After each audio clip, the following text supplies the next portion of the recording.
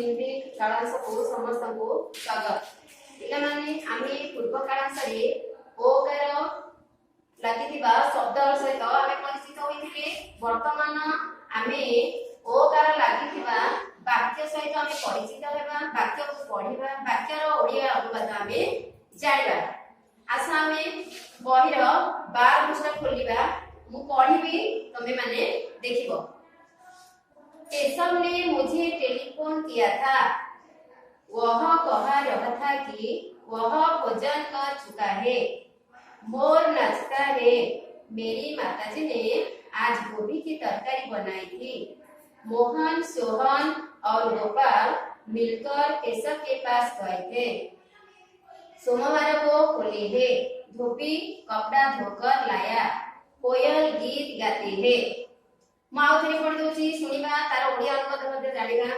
केशव ने मुझे टेलीफोन किया था। केशव मते टेलीफोन करिथिला। वह कह रहा था कि वह भोजन कर चुका है।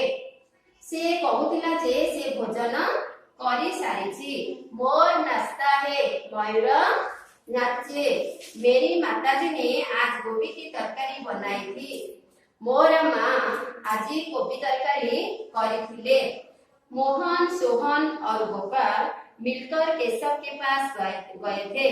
मोहन, सोहन एवं गोपाल तीन जन मिसी करी केशव पाखकू जाइथिले। सोमवार को होली है। सोमवारे होली। धोबी कपड़ा धोकर लाया। धोबा कपड़ा सफा करी आनिला। कोयल गीत गाती है।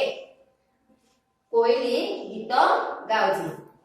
पिला माने आमे तो आजी ओकार शब्द सहित परिचित थिले। वर्तमान आमे ओकार वाक्य सहित परिचित हे। तार ओडिया अनुवाद मध्ये जाइले।